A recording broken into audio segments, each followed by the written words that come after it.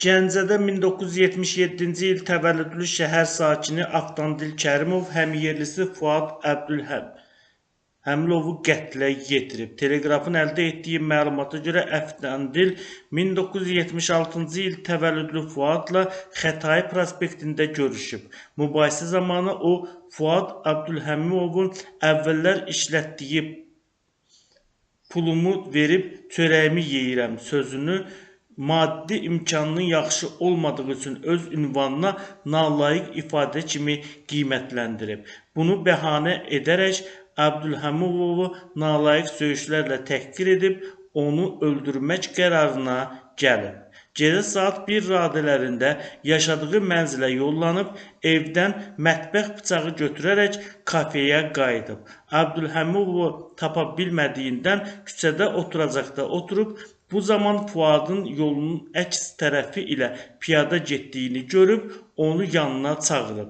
Orada Fuada çoxsaylı zərbələr vurub, Fuad aldığı xəsarətlərdən ölüb. Avtandil Kərimovun barəsində Cinayət Məcəlləsinin 120.2.2 xulqanlıq niyyəti ilə adam öldürmə və 221.3-cü silahdan və ya silah qismində istifadə olunan əşyalardan istifadə edilməklə törədilməsi zərər çəkmiş şəxsə zor tətbiq olunması ilə yaxud özgənin əmlakının məhv edilməsi və ya zədələnməsi ilə müşahidə olunan xulqanlıq törətmək maddələri ilə ittiham elan edilib. Məhkəmədə Kərimov elan olunmuş ittiham üzrə özünü təqsirli bilməyib.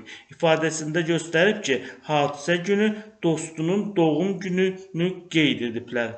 Tədbirdə mən də iştirak etdim. Sonra Fuad zəng vuraraq məni dostum Tarix Babayevə məxsus çayxanaya dəvət etdi. Orada söhbət mənim ad günü tədbirlərindən birində iştirak etməyim, digər qatılmamağım məsələsi oldu. Mən ad günümə getməməyimi maddi imkansızlığımla əsaslandırdım, deyə o ifadəsində göstərib. Avtandil Kərimov qeyd edib ki, Fuadla arasında mübahisə yaranıb. O, mənimlə kobud danışaraq əvvəllər dediyi sözü inkar etdi. Bir dostuma zəng etdim. O söhbəti mən deyən kimi olduğunu təsdiq etdi. Bildirdi ki, Fuad puluna minnət. Mən də vaxt istəsəm gedib yeyib içərəm söyləyib. Bundan sonra Fuada kobud ifadələr işlətdim. Polis əməkdaşları gəlib bizi ərazidən uzaqlaşdırdılar. Mən evimin yaxınlığında dostumla təxminən 1 saat söhbət etdim. Sonra evə getdim. Mən evdə olanda Fuad zəng edərək kobud sözlər işlətdi. Ona səhər söhbət etməyi məsləhət gördüm. O bizə tərəf gəldiyini bildirdi. Gecdir, sən mənim evimdən də nə gəzirsən deyə bildirdim. Meyvə kəsmək üçün istifadə olunan bıçağı götürüb həyətə düşdüm.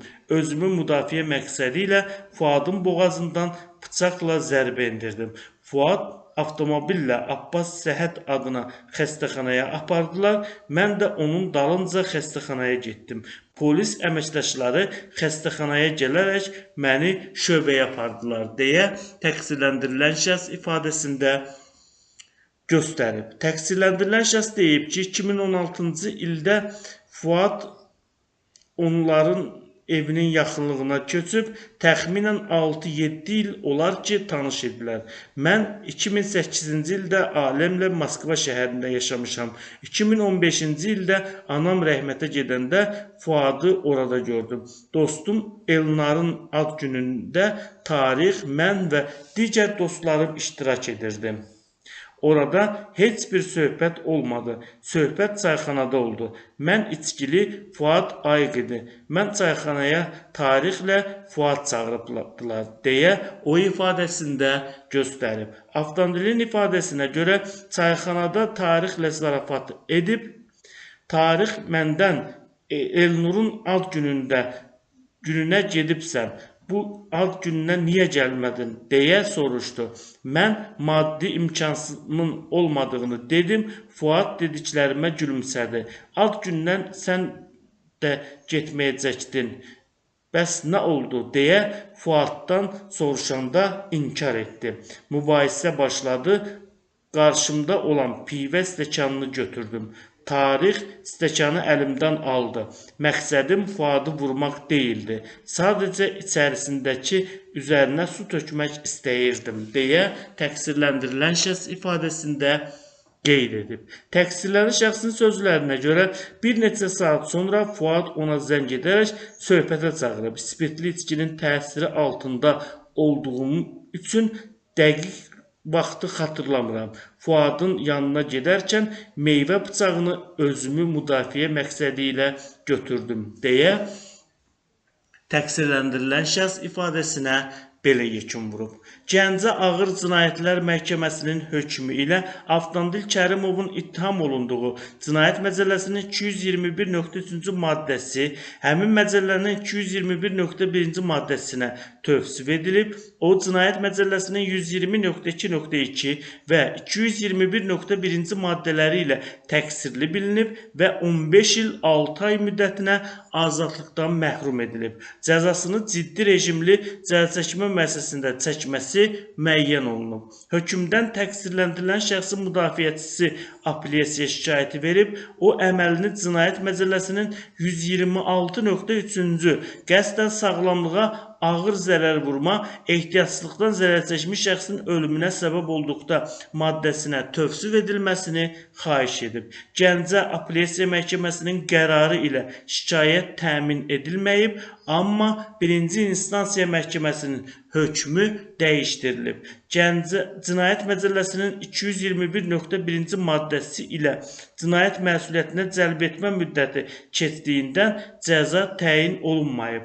Cinayət Məcəlləsinin 66.3-cü maddəsinə əsasən təyin olunmuş cəzaların toplanmasına dair müddəalar hökmdən xaric edilib. Təqsirləndirilən şəxsə Cinayət Məcəlləsinin 120.2.2-ci maddəsi ilə təyin edilmiş 15 il 3 ay müddətinə azadlıqdan məhrum etmə cəzası saxlanılıb.